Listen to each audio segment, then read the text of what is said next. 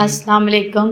मैं तबीबा फातिमा इकराम अजमल दवाखाने से आज आपसे मुखातिब हूँ। ख़वातीन के हवाले से मैं आपके लिए कुछ प्रोग्राम कर चुकी हूँ। आज भी मैं ये प्रोग्राम ब्लड यूरिया दरअसल प्रोटीन के तहलील करदा मादे को कहा जाता है जो जिगर में ज़हीर होता है। असबाब हाजमे के अमल के दौरान प्रोटीन को अमाइनो एसिड में तब्दील किया जाता है। अमाइनो एसिड नाइट्रोजन में तब्दील हो जाता है। NH4 के तहत इसके फासिद मादे खून से निकलकर गुर्दों से पेशाब के ज़रिए खारिज हो जाते हैं। अगर खुदा न खास्ता इसमें कोई ज़्यादती या कमी हो तो गुर्दों से पेशाब रुक जाता है और ये फासिद मादे गुर्दों की नालियों में जमा होना शुरू हो जाते हैं। जिन लोगों को गुर्दों के अमराज, शुगर, हाई ब्लड प्रेशर या आंतों और मैदे में खून की दौरानियाँ या खून का आना हो तो ऐसे मरीज़ों को भी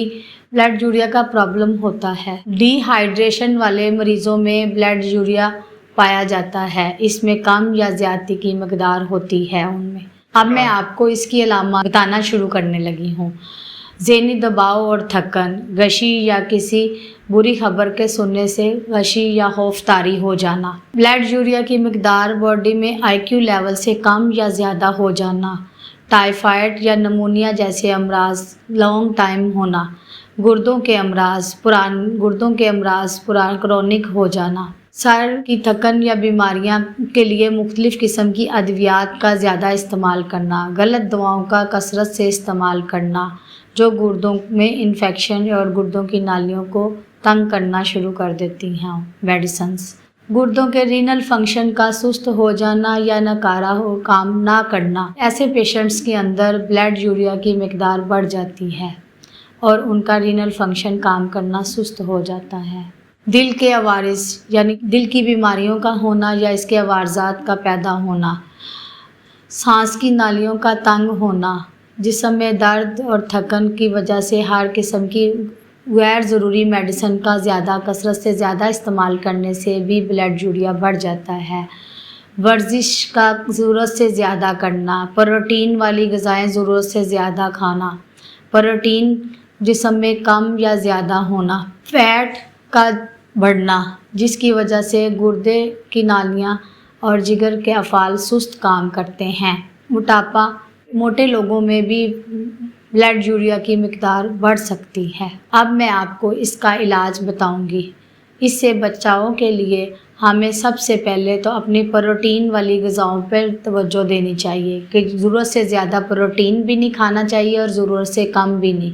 जितना हमारी बॉडी को ज़रूरत है उतना प्रोटीन इस्तेमाल करना चाहिए। जैसा कि बाज़ लोग मक्खन, घी, चावल, अंडे इस तरह की चीज़ें ज़रूरत से ज़्यादा इस्तेमाल करते हैं तो उनके अंदर प्रोटीन बॉडी में बढ़ जाता है जिसकी वजह से ब्लड यूरिया बढ़ना शुरू हो जाता है।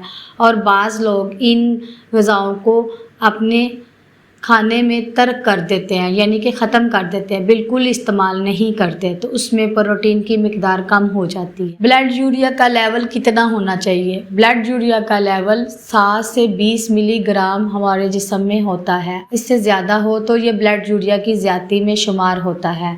औरतों की निस्बतन मर्दों में कुछ ज़्यादा होता है और हमल के दौरान औरतों में इसकी मकदार 25% तक हो जाती है। डिलीवरी के बाद नॉर्मल हो जाती है। नौमौलूद बच्चों में ये ब्लड यूरिया नहीं पाया जाता। इसका इलाज गुर्दों की कमज़ोरी के लिए सबसे पहले मैं आपको बताऊंगी कि हमीदा ज़मूर्द और जवारिश ज़रूनी हम सुबह शाम अपने मौलिज के मशवरे से इस्तेमाल कर सकते हैं। सबसे पहले मैं शुगर वाले मरीज़ों के लिए इसके लिए बताऊंगी। शुगर वाले मरीज़ मजून वगैरह इस्तेमाल ना करें। अरके मको, कासनी, गौज़ुबान और बादियान चारों मिक्स कर इसको आधा कप सुबह आधा कप शाम इस्तेमाल करें। खाने के बाद अगर उनको मैदे या जिगर में फ़ैट का होना हो तो वो अरके गुलाब का भी इस्तेमाल कर सकते हैं। रात को सोते वक्त जवारिश ज़रूनी इस्तेमाल करें। मोटापा, फ़ैट या जिस्म में चर्बी का ज़्यादा होना हो तो दाल कुलथी का एक चाय वाला चम्मच 1.5 कप पानी में बॉयल करके सुबह शाम इस्तेमाल करें। जिन लोगों में ब्लड यूरिया की मकदार बढ़े तो उनके लिए इलाज बताऊंगी। دال کلتھی 1 چمچ 1.5 کپ پانی میں بوائل کریں، اس کے ساتھ 4 چمچ شربت بزوری استعمال کریں۔ کھانے کے بعد جوارش کمونی یا معجون نانوا کا استعمال کریں۔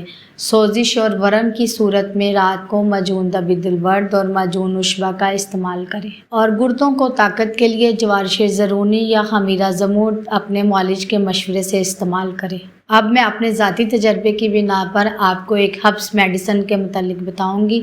اس میں ایک چھوٹی سی میڈیسن کے بیج ہیں، جیسے آپ کو میں اس کے بارے میں بتاؤں گی۔ ہالیون کا استعمال، طریقہ استعمال: ہالیون 100 گرام کا سفوف تیار کریں۔ صبح، دوپہر، شام چائے والی چمچ کا تیسرا حصہ پانی کے ساتھ کھانے کے 15 منٹ بعد استعمال کریں۔